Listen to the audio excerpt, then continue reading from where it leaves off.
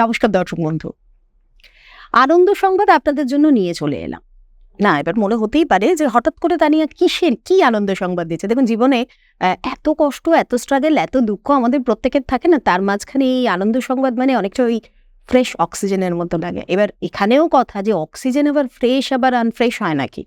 হয় হয় জীবন যখন ওঠাপড়ার চাপে পড়ে থাকে না, তখন অনেক কিছু এমন জিনিস ঘটে যেগুলো আমরা ব্যাখ্যা দিয়ে বুঝতে পারবো না।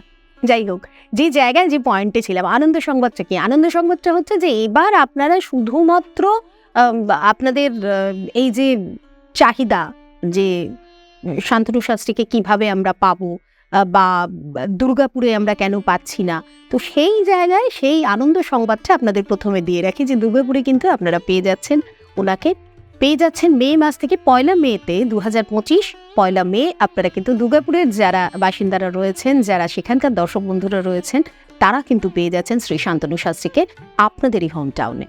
তাহলে হলো তো এটা আনন্দ সংবাদ। তো চলুন, আজকে আমরা স্টুডিওতে পেয়ে গেছি দাদাকে, এবং দাদাকে পেয়ে যাওয়া মানে এক রাশ প্রশ্ন নিয়ে তানিয়া তো রেডি থাকেই, যদিও প্রশ্নগুলো সব আপনাদেরই থাকে। তাই আর দেরি না করে চটপট দাদাকে স্বাগত জানিয়ে আমি তানিয়া শুরু করছি আমাদের আজকের আলোচনা ভিত্তিক অনুষ্ঠান। আমাদের সঙ্গে এই মুহূর্তে স্টুডিওতে রয়েছেন শ্রী শান্তনু শাস্ত্রী। নমস্কার। নমস্কার সবাইকে। দাদা, যে অনুষ্ঠানটা আমাদের কন্টিনিউ প্রত্যেকটা পর্বে চলছিল সেটা হচ্ছে 1432-এর এই যে বাংলা নতুন বছর। বাংলা নতুন বছর মানে গোটা বাংলায় 12টা মাস আমরা পাচ্ছি, এবং রাশিগত দিক থেকে যদি দেখতে চাই তাহলে বৃষ রাশিতে এই 12টা যে মাস রয়েছে সেটা ওভারঅল কেমন যাবে, প্রথম প্রশ্ন এটাই। বৃষ তো আমাদের কালপুরুষের দ্বিতীয় রাশি। বৃষ রাশিতে এই বছরের শুরুতেই দেবগুরু বৃহস্পতি থাকবেন, কিন্তু খুব অল্প দিনেই বৃষ থেকে বৃহস্পতি বেরিয়ে যাবেন। আর বৃষর ক্ষেত্রে আরেকটি খুব ইম্পর্টেন্ট গ্রহ, তিনি হচ্ছেন শনিদেব। তিনি কিন্তু মার্চের 29 তারিখে বৃষর একাদশে প্রবেশ করেছেন। বৃষ রাশির জন্য একাদশে শনিদেবের অবস্থানটা অত্যন্ত গুরুত্বপূর্ণ এবং ভালো, এটা পজিটিভ। তবে বৃষ রাশির একাদশে শনি ঢোকার সঙ্গে সঙ্গেই কিন্তু এর পজিটিভিটি আমরা দেখতে পাবো না। এপ্রিলের 15 তারিখে রাহু এবং শনি কনজাংশন হচ্ছে, এর কিছু ইম্প্যাক্ট পড়বে, এইটা খুব একটা পজিটিভ নয়। তবে তারপর থেকে রাহু বেরিয়ে যাবে কুম্ভের দিকে এবং শনি আস্তে আস্তে মীনের ভেতরে প্রবেশ করবে। এই সময় থেকে কিন্তু আমরা পজিটিভিটি দেখতে পাবো। বৃষর ক্ষেত্রে আরেকটা খুব বড় জিনিস, সেটি হলো বৃষের পঞ্চমে কিন্তু কেতু অবস্থান করেছিল। এই 18 মে কেতু কিন্তু পঞ্চম ভাবটাকে ছেড়ে দিচ্ছে। পঞ্চম ভাবটা আমাদের জন্য অত্যন্ত গুরুত্বপূর্ণ। পঞ্চম থেকে কেতু চতুর্থে প্রবেশ করছে, চতুর্থও গুরুত্বপূর্ণ, কিন্তু কোথাও না কোথাও যেন চতুর্থের থেকে পঞ্চমের ইম্পর্টেন্স একটু বেশি লাগে। তো চতুর্থে কেতু অনেকটাই কমফোর্টেবল, কিন্তু পঞ্চম ভাবে কেতু ভীষণভাবে ডিস্টার্ব করে, অনেকটা মাইন্ড গেমের মতো।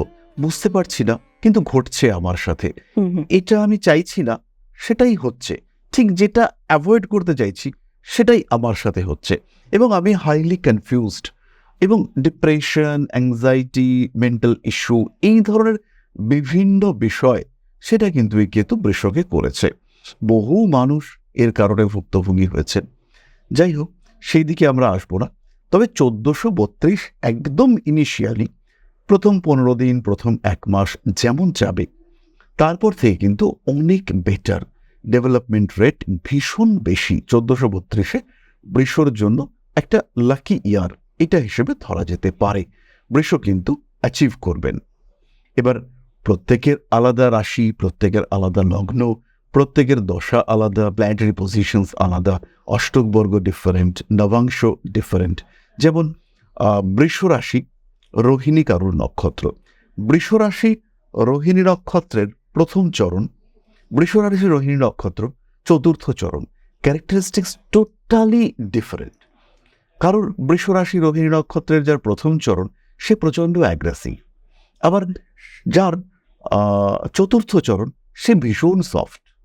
এটা ডিপেন্ড করছে নবাংশের উপরে।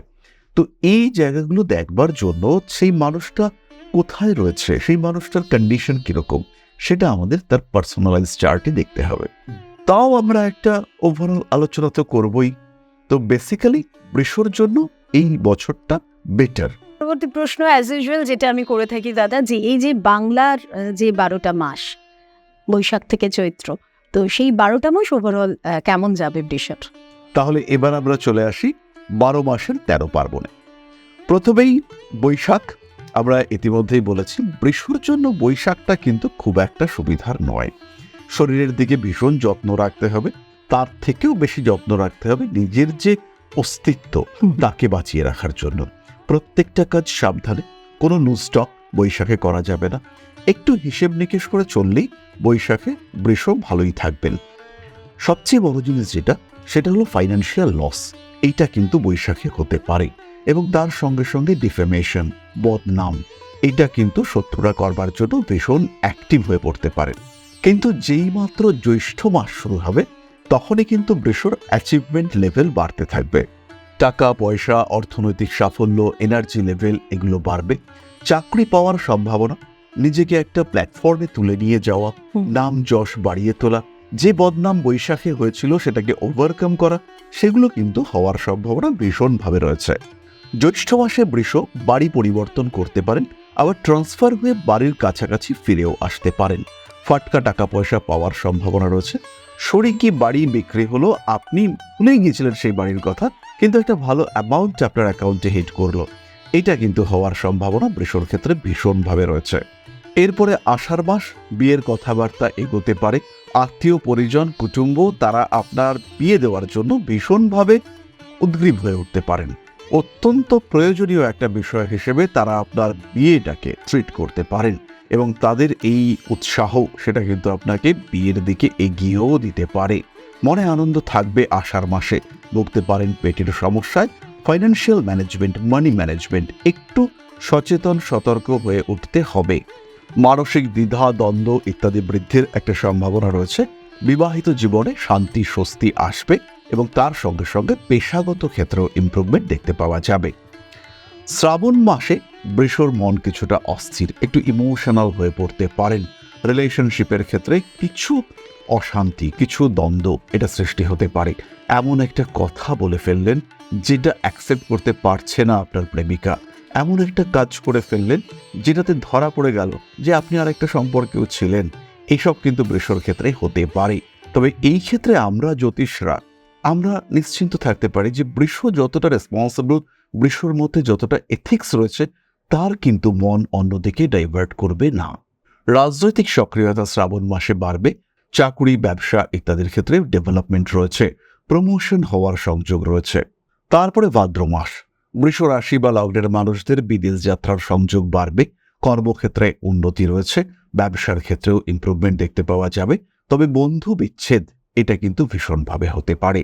যারা সেপারেশনের চিন্তাভাবনা করছেন, যাদের মধ্যে পরস্পরের থেকে আলাদা হওয়ার একটা চেষ্টা দেখতে পাওয়া যাচ্ছে, তাদের ক্ষেত্রে কিন্তু এই মাসটা বেশ ভালো। আপনি চাইছেন সেপারেশন, এই মাসে ডিসিশন নিতে পারেন। ফাইন্যান্সিয়াল দিক থেকে আরেকটু অ্যাক্টিভ হয়ে উঠতে হবে, নতুন কিছু শুরু করা যেতে পারে। ট্রেডিং এই মাসে কিন্তু বেশ ভালো। আশ্বিন মাসে প্রাপ্তিযোগ বাড়বে, কাজকর্মের সুযোগ আসবে। আগুন থেকে সাবধান থাকতে হবে বৃষকে। নতুন করে প্রেমে পড়তে পারেন বৃষ রাশি বা লগ্নের মানুষরা। উচ্চশিক্ষার ক্ষেত্রে সাফল্য আসতে চলেছে। এই মাসে অর্থাৎ আশ্বিনেও কিন্তু বিদেশ যাত্রার কথাবার্তা ফাইনাল হতে পারে। প্রতিদ্বন্দ্বিতা, প্রতিযোগিতা, বেটারমেন্ট ইত্যাদি দেখতে পাওয়া যাবে। ফিরে আসতে পারে পুরনো প্রেম। কার্তিক মাসে সোশ্যাল মিডিয়ায় আপনার জনপ্রিয়তা বাড়তে দেখতে পাওয়া যাবে। নিজেকে আরেকটু পপুলার করে তোলার চেষ্টা অবশ্যই করা যেতে পারে। গোপন শত্রুতা প্রকট হয়ে উঠতে পারে কার্তিক মাসে। রাজনৈতিক সক্রিয়তা সেটাও দেখতে পাওয়া যেতেই পারে। পেশাগত ক্ষেত্রে কিছু সমস্যা সেটাও বাড়তে দেখতে পাওয়া যাবে। ফাটকা টাকা পয়সা উপার্জনের ক্ষেত্রে সমস্যা সৃষ্টি হতে পারে। অনৈতিক কাজকর্ম সেখান থেকে নিজেকে দূরে সরিয়ে রাখুন। কার্তিক মাসে স্পিরিচুয়াল অ্যাক্টিভিটি বৃদ্ধি পাওয়ার সম্ভাবনা রয়েছে। গোপনীয়তা বজায় রাখুন। নিজের সমস্ত গোপন কাজকর্ম গুছিয়ে গোপন রাখুন। কারোর সঙ্গে বাড়তি শেয়ার এটা কিন্তু বিপজ্জনক। কার্তিক মাসে ফাইন্যান্সিয়াল দিক থেকে একটু স্ট্রেস আসতে পারে। বাড়ি পরিবর্তন, বাড়িতে যারা ভাড়া থাকেন তাদের ক্ষেত্রে বাড়ি পরিবর্তনের একটা সম্ভাবনা রয়েছে। অঘ্রাণ মাসে বৃষ রাশি বা লগ্নের মানুষদের ইগো প্রবলেমটা বাড়তে দেখতে পাওয়া যাবে। ছোট্ট ছোট্ট বিষয়ে রিয়াক্ট করে ফেলতে পারেন বৃষ। রাগ, জেদ, তেজ ইত্যাদির কারণে কিছু সুযোগ হাতছাড়া হতে দেখতে পাওয়া যাবে। শরীর স্বাস্থ্য নিয়েও অল্প বিস্তর দুশ্চিন্তা দেখতে পাওয়া যায়, তবে ফাইন্যান্সিয়াল ম্যাটারগুলোকে ক্লোজ করতে পারবেন। ছোটখাটো আইনি সমস্যা আসলেও সেটাকে কন্ট্রোলের মধ্যে রাখতে পারা যাবে। নতুন ব্যবসার পরিকল্পনা করা যেতে পারে। পৌষ মাস বৃষ রাশি বা লগ্নের মানুষদের শরীরটা বেশ খারাপ হতে পারে, স্পেশালি কোনো সিজনাল ডিজিজ, হঠাৎ করে কোনো ভাইরাসের সমাগম ঘটেছে, সেই ধরনের কোনো সমস্যা সৃষ্টি হতে পারে। পুরনো শত্রুতা বৃদ্ধি পাওয়ার একটা সংযোগ দেখতে পাওয়া যায়। রাজনৈতিক ক্ষেত্রে কিছুটা অস্থিরতা বাড়তে দেখতে পাওয়া যাবে। হঠকারী মানসিকতা অ্যাভয়েড করতে হবে। গোপনীয়তা বজায় রাখার চেষ্টা অবশ্যই করা উচিত। রাজনৈতিক ক্ষেত্রে কিছুটা প্রেশার আপনাকে কিন্তু স্ট্রেসের মধ্যে ফেলতে পারে। নীতিগত কারণে পৌষ মাসে কিছু ডিটাচমেন্টের সম্ভাবনা দেখতে পাওয়া যায়, অর্থাৎ আপনার নীতির সঙ্গে কোনো একটা জায়গায় অ্যাটাচমেন্ট হচ্ছে না, সেখান থেকে বেরিয়ে আসার টেন্ডেন্সি সৃষ্টি হতে দেখতে পাওয়া যাবে। মাঘ মাসে ফ্যামিলির প্রতি অ্যাটাচমেন্ট বাড়বে, মনটা একটু খারাপ খারাপ হয়ে উঠতে পারে। টাকা পয়সার ক্ষেত্রটা ভীষণ ভালো। বাইক চালানোর ক্ষেত্রে সাবধান হতে হবে। সিঁড়ি দিয়ে ওঠানামা এই ক্ষেত্রেও কিন্তু বৃষকে সাবধান হতে হবে। নতুন বাহন, নতুন বাইক ইত্যাদি ক্রয় করতে পারেন। গাড়ি কেনার একটা সম্ভাবনা সেটা কিন্তু রয়েছে মাঘ মাসে। ফাল্গুন মাসে অর্থভাগ্য বেশ ভালো, তবে মানি ম্যানেজমেন্টের ক্ষেত্রে কিছু গন্ডগোল করে ফেলতে পারেন। পুরনো শত্রুতা বৃদ্ধির সংযোগ দেখতে পাওয়া যায়। বন্ধুদের সঙ্গে ঘনিষ্ঠতা ফাল্গুনে বাড়বে। বন্ধুত্ব থেকে বৈবাহিক সম্পর্ক বা প্রেমের দিকে কনভার্ট হওয়ার টেন্ডেন্সি দেখতে পাওয়া যাবে। বেড়াতে যাওয়ার একটা পরিকল্পনা ফাল্গুনে করতে পারেন। কালচারাল অ্যাক্টিভিটিস বাড়তে দেখতে পাওয়া যাবে। বিয়ের কথাবার্তাও ফাইনাল হতে পারে। এরপরে বছরের শেষ মাস চৈত্র, ব্যয় বৃদ্ধি পেতে দেখতে পাওয়া যাবে। বিদেশ যাত্রার সম্ভাবনা সেটাও কিন্তু রয়েছে। স্বামী কিংবা স্ত্রী কিংবা পরিবারের অন্য কোনো ঘনিষ্ঠ মানুষের শরীর স্বাস্থ্য নিয়ে দুশ্চিন্তা বাড়তে পারে এবং সেক্ষেত্রে কিছু ব্যয় বৃদ্ধির সম্ভাবনাও দেখতে পাওয়া যায়। কাগজপত্র, পেপারস নিয়ে চৈত্র মাসে খুব সাবধান থাকতে হবে। ব্যবসায়িক ক্ষেত্রে উন্নতির সম্ভাবনা বাড়তে দেখতে পাওয়া যাবে। নতুন ব্যবসায় সংযুক্ত হতে পারেন। পরিবারের লোকজনদের দ্বারা উপকৃত হওয়ার সংযোগ বাড়তে দেখতে পাওয়া যাবে। হঠকারিতা অ্যাভয়েড করতে হবে। বাড়িতে কিছু অতিথি আসতে পারেন। এক্সপোর্ট ইম্পোর্ট সংক্রান্ত ব্যবসায় উন্নতির সম্ভাবনা রয়েছে। অ্যাকচুয়ালি আমি মনোযোগ দিয়ে শুনছিলাম যে এই ১২টা মানে আমাদের তো যে কটা রাশি রয়েছে, আজকে যে রাশিটা নিয়ে আমরা এই মুহূর্তে যে কথাগুলো বলছি বৃষ রাশির, তার যে এই ১২টা মাসের কি কি আমাদের একটা ওভারঅল ধ্যান ধারণা যে কি কি হতে পারে। তো এগুলো শুনতে শুনতে প্রথম এবং শেষ যে কথাটাই মাথায় আসে যে এখান থেকে যে সমস্যাগুলো তৈরি হতে পারে বা যা যা জিনিস আমাদের অ্যাভয়েড করা উচিত, যেগুলো তুমি বললে দাদা, সেখানে দাঁড়িয়ে আমরা রেমেডি সেকশনে যদি যাই তাহলে কি করা উচিত, ওভারঅল আমাদের কি করা উচিত? আমার মনে হয় যে আস্তে আস্তে এই রেমেডি ওয়ার্ডটাকে চেঞ্জ করে আমাদের একটা বলা যেতে পারে যে বুস্টার, সেলফ বুস্টার, এই ধরনের একটা সাবজেক্ট এবার নিয়ে আসা উচিত। পারফেক্ট। কারণ প্রবলেমসগুলোর আমরা সরাসরি পুরোপুরি সলিউশন করতে পারি না। আধার সাপেক্ষে সমস্যা পরিবর্তিত হয়, কারোর ক্ষেত্রে বেশি, কারোর ক্ষেত্রে কম। আমরা যেটা করতে পারি, আত্মবিশ্বাসকে একটু বাড়িয়ে তোলার চেষ্টা করতে পারি। ঠিক। একজন মানুষ প্রচন্ড পরিশ্রম করছেন, কিন্তু তার লাক তাকে সাপোর্ট করছে না। সেই লাক সাপোর্টটাকে একটু বাড়াবার চেষ্টা করতে পারি। চেষ্টা নেই, পরিশ্রমও নেই, পাথর পড়িয়ে দিলাম বা কোনো একটা কবচ কিংবা কোনো একটা মন্ত্র, শুধু মন্ত্র ভাগ্য পরিবর্তন করবে না। প্রচুর পরিশ্রম, তার সঙ্গে একটু স্পিরিচুয়াল সাপোর্ট, লাক, ভাগ্য, ফেট, ডেস্টিনি তাকে একটু ইমপ্রুভ করতে পারে। এবং সেই একটু ইমপ্রুভমেন্ট এটা অনেকটা হয়ে যায় যখন তার পরিশ্রমটা 100% হয়। তো এই চেষ্টাটাই আমরা করতে পারি। বৃষর ক্ষেত্রে আমরা যেটা করব সেটা হলো প্রথমেই ক্লিয়ার ক্রিস্টাল ব্রেসলেট এবং তার সঙ্গে ফেরোজা ব্রেসলেট ইউজ করতে সাজেস্ট করব। যাদের শরীরে একটু ব্যথা, যন্ত্রণা ইত্যাদি টেন্ডেন্সি রয়েছে, কিংবা যারা আত্মবিশ্বাস ফিরে পাচ্ছেন না, কিংবা যারা ডিসিশন নেওয়ার ক্ষেত্রে খুব ঘাবড়ে যাচ্ছেন, কনফিডেন্সের অভাব ফেস করছেন, তারা কিন্তু অবশ্যই ধারণ করতে পারেন একটা 6-মুখী রুদ্রাক্ষ।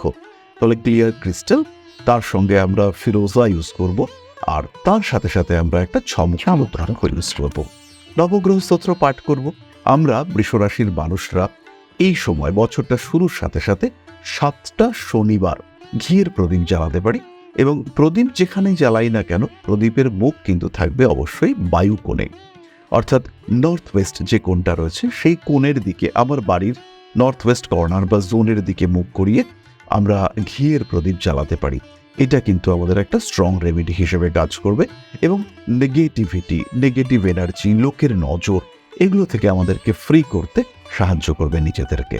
তাহলে চলুন আজকের মতো ভিডিওটা এখানেই শেষ করব। তবে যাওয়ার আগে আবারও আপনাদেরকে বলে দেব বা জানাবো বা আপনাদেরকে মনে করাবো যে সমস্যা নিয়ে বসে থাকবেন না, সেটাকে বাড়তে দেবেন না। যে কোনো জিনিস বাড়তে বাড়তে এমন একটা জায়গায় পৌঁছে যায় যেখানে গিয়ে দেয়ালে পিঠটা ঠেকে যায়। আর দাদাজি কথাটা বললেন যে রেমেডি নয়, আমাদেরকে একটু বুস্ট করতে হবে, একটু বুস্ট আপ হতে হবে এবং তার জন্য যা যা প্রয়োজন সেটার জন্য অবশ্যই একজন সঠিক অ্যাস্ট্রোলজারের কাছে আপনাদের আসতে হবে। আর আপনাদেরকে বারংবার সময় সময় এসে সঠিক অ্যাস্ট্রোলজারের অ্যাড্রেস, নাম আমি কিন্তু দিয়ে যাই, যা এই মুহূর্তেও করে যাচ্ছি।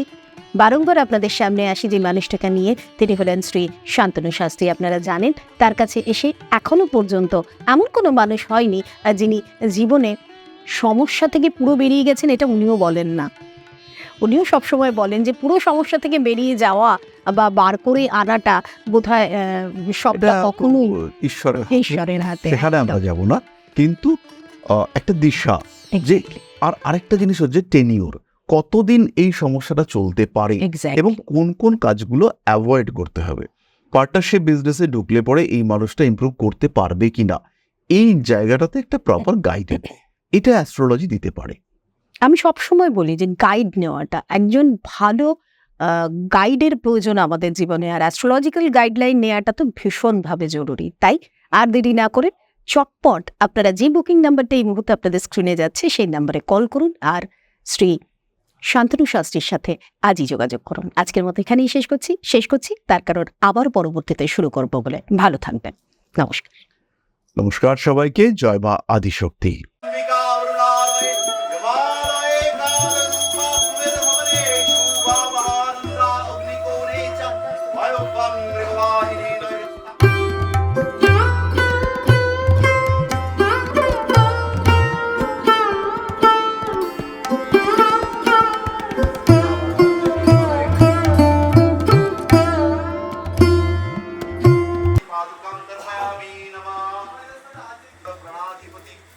दक्षिणा कालिका परिषदाय स्वाहा।